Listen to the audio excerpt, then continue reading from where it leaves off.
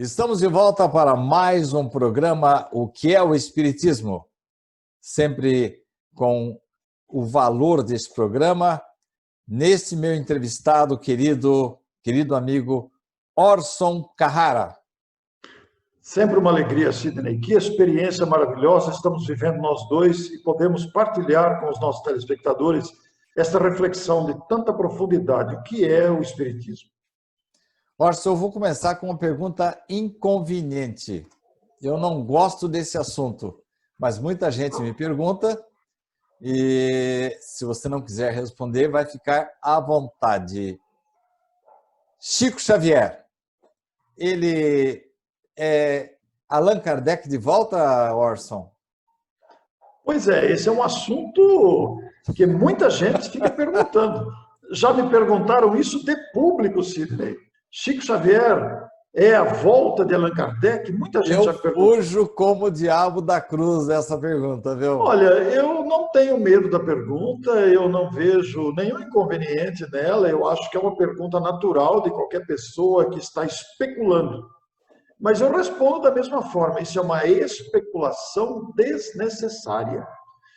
Porque, particularmente, é secundário falar que Chico é Kardec reencarnado. É uma coisa que não acrescenta nada. Algumas correntes são favoráveis, outras são contrárias, algumas evidências podem levar a isso ou não, mas que diferença faz isso? Isso não vai mudar o curso da história e da contribuição doutrinária de ambos, seja pelo codificador, que nos legou um trabalho extraordinário, seja pela contribuição inigualável de Chico Xavier. Não faz diferença. Há várias questões envolvidas aí, há polêmicas, troca de ideias, e às vezes até discussões que não levam a nada. Não faz diferença nenhuma saber se um foi outro. Isso nós saberemos mais tarde. Eu não me preocupo com isso, viu, Sidney? Eu penso que é um detalhe absolutamente secundário. Não perco tempo com isso, não.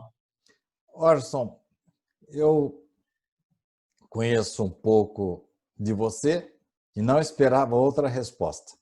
Agora vamos voltar à questão propriamente dita. Chico Xavier mudou a cara do espiritismo no Brasil? Nem se fala, mas no mundo, Orson Carrara? Mudou, sim. Chico Xavier é um ícone da história da mediunidade no Brasil que se extrapolou para o mundo todo.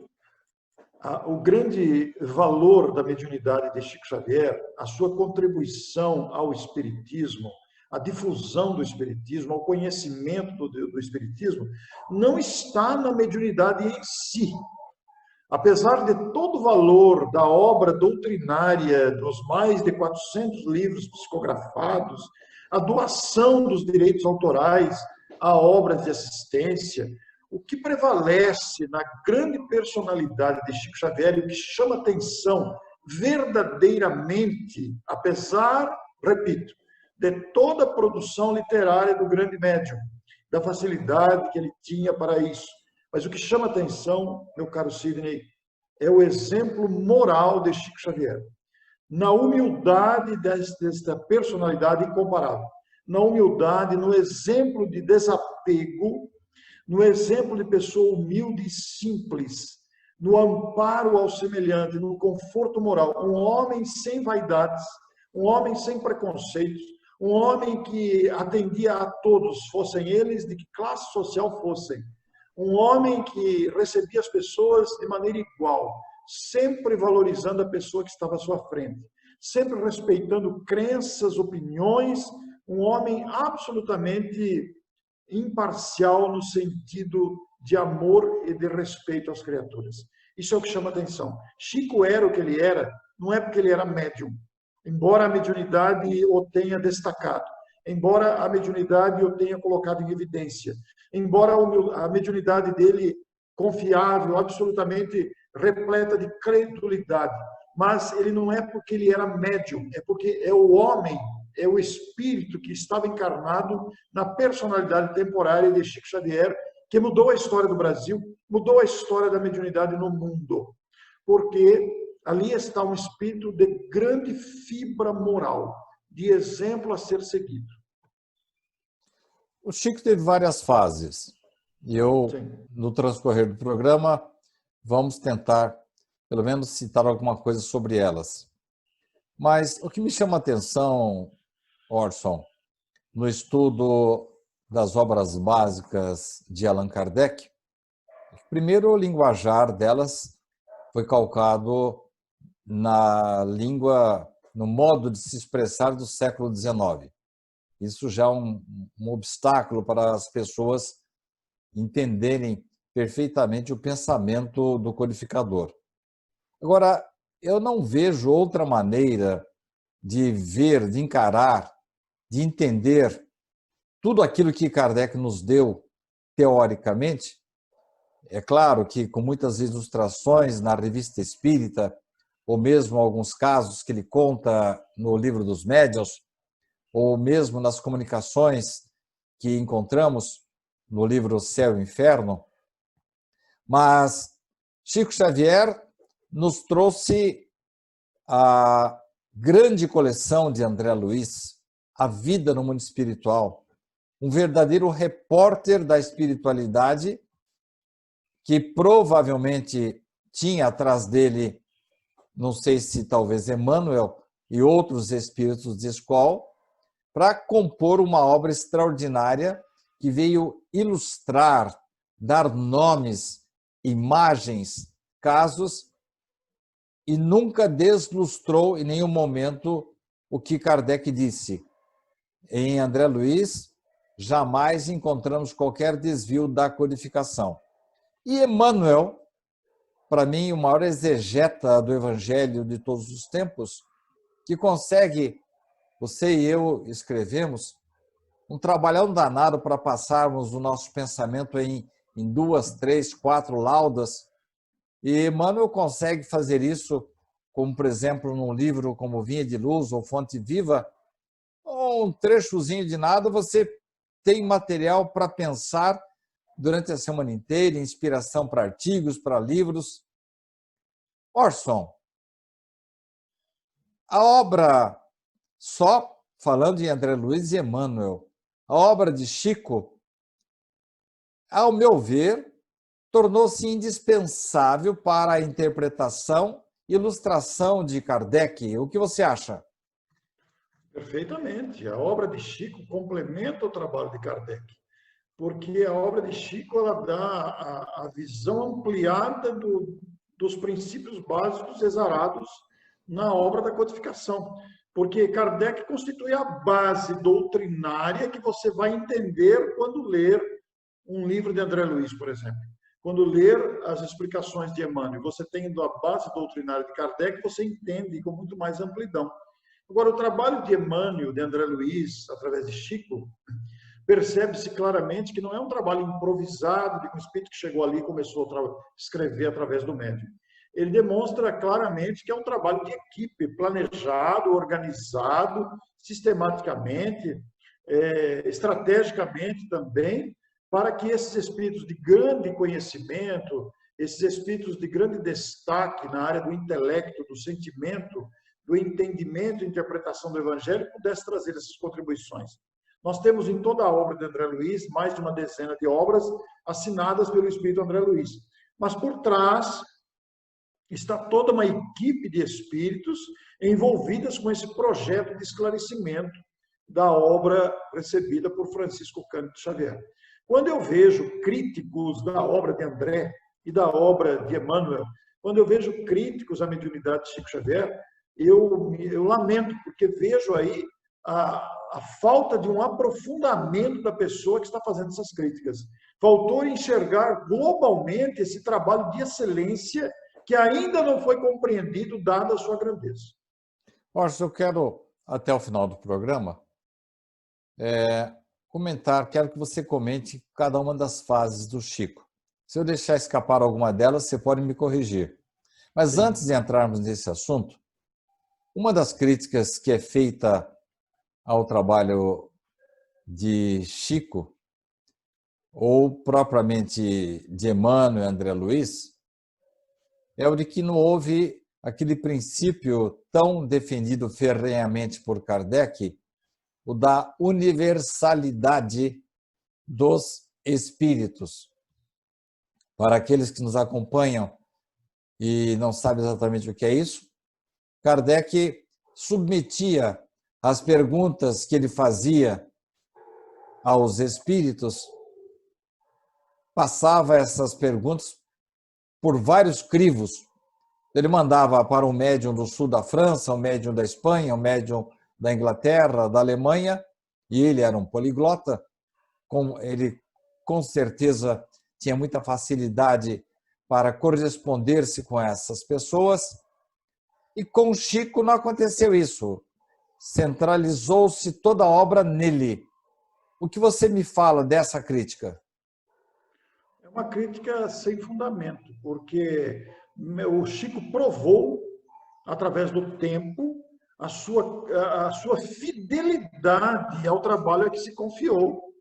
Porque, apesar da crítica exarar e buscar ali fundamentar-se na orientação que está em O Evangelho segundo o Espiritismo, a autoridade da doutrina espírita, universalidade do ensino dos espíritos, apesar disso, o Chico provou, através da sua vivência de humildade, iniciada lá em 1927 e consagrada através das décadas até os nossos dias, ele provou pelo seu trabalho, pelo seu desprendimento, pela sua humildade, que ele não teve nenhum interesse por trás disso.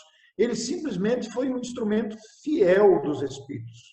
Ele simplesmente foi um instrumento que se fez dócil às instruções de espíritos sábios, de espíritos preocupados com a evangelização da humanidade, de espíritos que trazem dentro de si, no coração, fervendo de ideal, no coração saturado de amor ao semelhante, essas orientações que traduzem o pensamento de Jesus. Então, são críticas precipitadas, a meu ver, Sidney.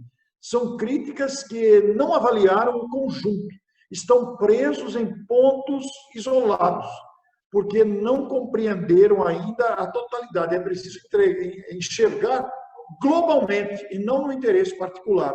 Chico mostrou-se um médium absolutamente fidedigno, porque todas as orientações que vieram, todas as comunicações que vieram através de Chico, estão perfeitamente cabíveis dentro do critério doutrinário de Allan Kardec, muito bem estabelecido na obra da codificação.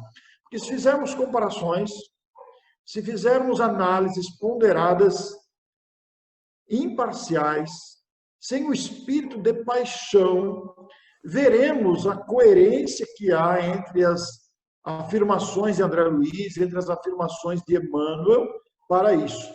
Por outro lado, há que se considerar também, Sidney, que nós, os estudiosos, os pesquisadores, os espíritas da atualidade, existem alguns estágios desses escritos de Emmanuel que ainda não alcançamos. Daí surgirem essas críticas, muitos detalhes, muitos parâmetros, muitos posicionamentos desses espíritos que servem de justificativa a essas críticas, se deve ao fato do nosso não alcance ainda, do nosso não amadurecimento. Porque a obra de Emmanuel denota um espírito sábio, um espírito cujas informações vão se confirmando através do tempo. André Luiz também. A ciência vai comprovando afirmações feitas por André Luiz, por Emmanuel, recebidas por Chico, e constatadas através do tempo, gradativamente. Então, esses detalhes devem ser levados em conta antes da crítica destrutiva, da crítica precipitada que consideramos a nosso ver. Claro que o Chico não é um espírito perfeito. Está sujeito a falhas, está sujeito a pequenos problemas de filtragens. É claro que sim. Isso deve ser levado em conta também. Algumas possíveis adaptações provenientes de filtragem mediúnica, isso também pode acontecer. Mas fundamentar a crítica em jogar pelo esgoto, jogar pelo ralo, a obra de Chico, de Emmanuel, de André Luiz, me parece uma atitude bastante leviana. Orson, você sabia que Emmanuel, em dado momento, pediu para Chico esquecê-lo? Perfeitamente, é uma passagem muito conhecida. Se um dia você ver que eu contrariei Kardec, você fique com Kardec e me esqueça. Essa Rapaz, eu frase não consigo demonstra... pegar você nessas Colocá-lo em saia curta, em saia justa, hein? Essa colocação de Emmanuel é fabulosa, é sensacional.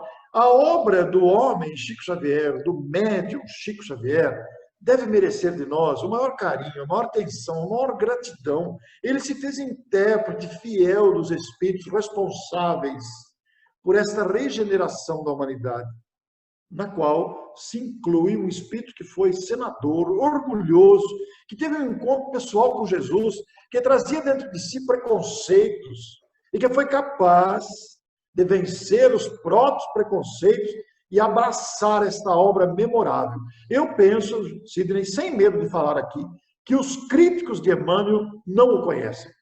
Ele está encarnado? Essa é outra especulação secundária. Que diferença faz ele estar encarnado Desculpa, Orson, mas eu estou aqui na função de repórter. Não, e você faz muito bem. Eu tenho que fazer perguntas instigantes. Não, eu acho que você tem que fazer esse tipo de pergunta. Porque muita gente fica querendo procurar, fica querendo achar o Emmanuel. Onde que está? Que cidade do estado de São Paulo ele está? Porque o Chico teria dito que Emmanuel é reencarnado numa cidade do interior paulista. Que diferença faz? Por outro lado, Sidney, cá comigo, isso é um pensamento meu. Não significa um pensamento espírita, é um pensamento do Orson, um escritor, um estudioso, um palestrante espírita como você. Um espírito desta envergadura não vai passar desapercebido, Sidney. Daqui a pouco ele vai aparecer. É impossível, é impossível. Ele deve estar encarnado porque isso provém da naturalidade da lei do progresso e da reencarnação. Eu estive em Itapeva. O próprio Chico falou isso. Eu não sei se encontrei o Emmanuel pela idade, talvez não seja, mas um menino, Orson, um jovenzinho, ele inclusive é filho de uma pessoa que se conhece muito. Esse menino tem uma facilidade de falar, uma cultura, um respeito pela doutrina. Ele já nasceu, eu perguntei brincando com ele, para a mãe dele, seu filho é Emmanuel? Ela deu uma risada. Eu espero que não, senão ele não vai ter certeza. Pois é, porque olha, não é fácil. Só para complementar, você imagina o peso de uma família receber um espírito dessa envergadura. E não vai ser uma família qualquer, né, Sidney? Porque há um trabalho envolvido de continuidade. É secundário saber se está encarnado ou não, não faz diferença. Mas que ele não vai passar desapercebido, não vai. Agora, pior é a pretensão de dizer, né? Meu filho é Chico, é Emmanuel, né? Isso é muita pretensão. E tem alguns que ainda dizem isso, né? Eu, por exemplo, falo, né? Como meu neto nasceu no ano 2000, né? Nasceu no estado de São Paulo. Falei, é o meu neto, então. E por outro lado, tem um detalhe também, né, Sidney? Quantos, você falou desse menino de Itapeva, muito inteligente, muito amoroso, quantos nós não temos assim hoje? Quantos? Sim. Nós temos graças muitos a hoje. Deus, graças a Deus. É verdade. Orson, você vai ter uma missão impossível agora. Em 9 minutos. Em 9 minutos nós vamos falar das fases do Chico Xavier. A fase dos poetas. Grandes nomes que se destacaram na literatura brasileira e portuguesa, se utilizaram da mediunidade de Chico e foram foi constatado por críticos literários o estilo desses espíritos. A fase propriamente doutrinária, com a coleção A Vida no Mundo Espiritual e a proximidade com Emmanuel, como um livro de base mesmo da doutrina, como O Consolador e outros, Orson. Sim, as obras de Emmanuel, os clássicos, os romances clássicos. Daqui a pouco vamos falar dos romances. Quero falar especificamente da parte doutrinária. Da parte doutrinária, Emmanuel produziu uma série doutrinária fabulosa, como Religião dos Espíritos, Justiça Divina, O Consolador, entre outras obras, o Livro da Esperança, entre outras obras que traduzem o conhecimento desse espírito da parte doutrinária do Espiritismo. O livro Religião dos Espíritos, por exemplo, que estuda questões do Livro dos Espíritos, O Consolador, que você citou agora, são obras primorosas, doutrinárias, aliadas ao trabalho de André Luiz, que consagra, que completa todo esse trabalho doutrinário, desta fase doutrinária de Chico Xavier, como você bem disse. E a fase dos romances? Foram romances extraordinários, como Há 2000 Anos, como Renúncia. Orson, A fase Paulo dos e romances Estevão clássicos. é uma coisa extraordinária. Fala No alguma dizer, coisa, Orson. no dizer do próprio Chico, a obra Paulo e Estevão foi a sua maior obra psicografada. Não só pelo número de páginas, que é um livro denso, mas pelo caráter cristão que a obra traz historicamente do encontro de Saulo de Tarso, doutor da lei, com Jesus, que se transformou depois em Paulo de Tarso. Mas há 2000 anos, 50 anos depois, Ave Cristo, Renúncia e Paulo e Estevão, essas 5 obras clássicas, se o nosso telespectador, o nosso ouvinte, não leu, leia, porque você vai somar a sua bagagem cristã, a sua bagagem doutrinária, humanitária, obras de imenso valor histórico-doutrinária cristã. Você citou o Livro da Esperança, que foi lançado em deixe-me lembrar, 1964. Isso.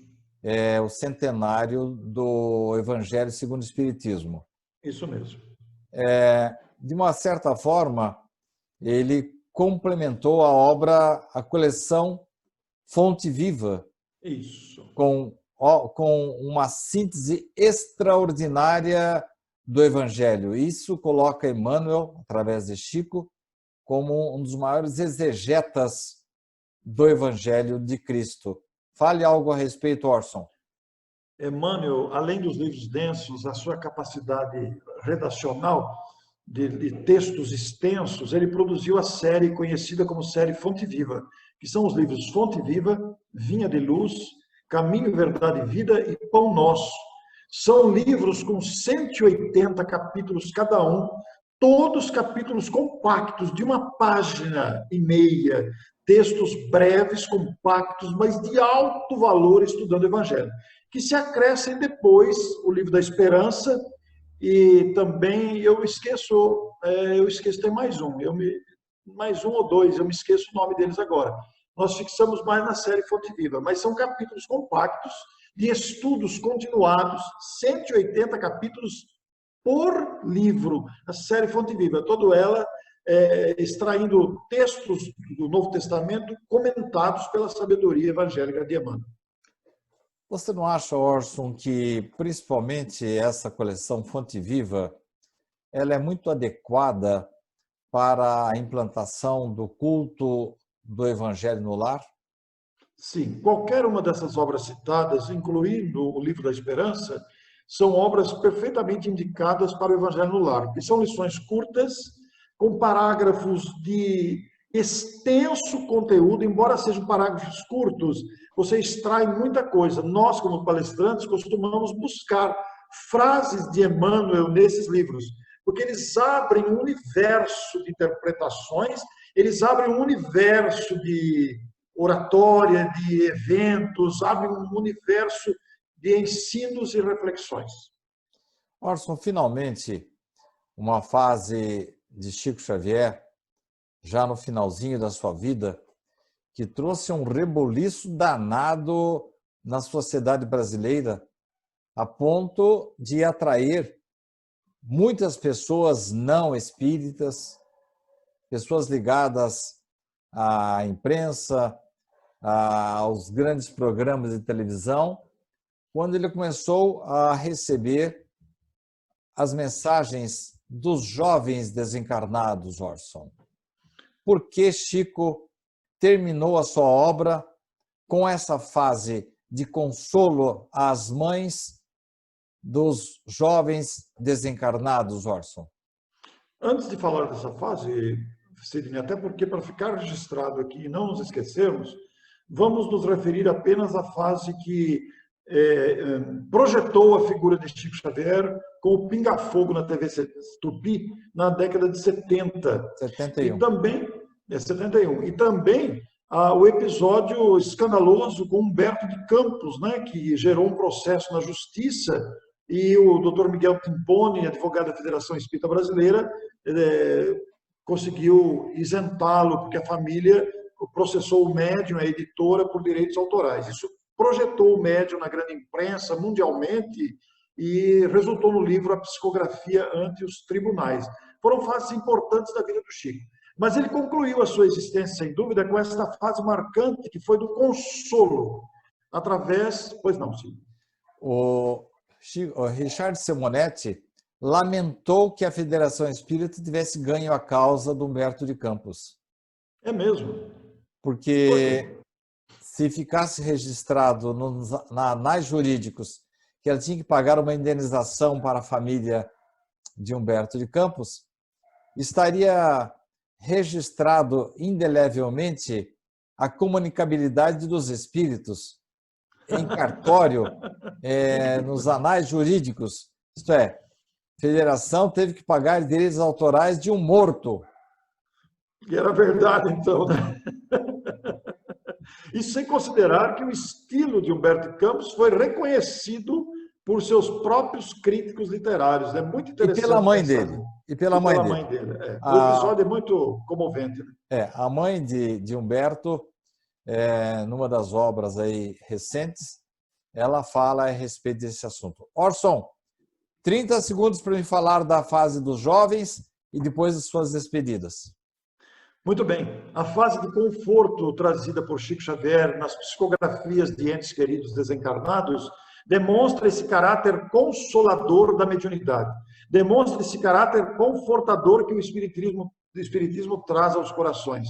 Prova a imortalidade da alma através de detalhes que o médium é capaz de trazer tantos detalhes que só os familiares conhecem. Isso demonstra a mediunidade fidedigna de Chico Xavier, de respeito às famílias, às criaturas que sofrem com a dor da separação e exalta a imortalidade da alma. Então, nós queremos agradecer aqui a Chico Xavier. Pois não. Todas as mães receberam mensagens? Nem todas as mães receberam mensagens. Eu estive fazendo umas contas aí, Orson. Sim. Conta minha. Das 300 mães que compareciam nas sextas e sábados lá em Uberaba,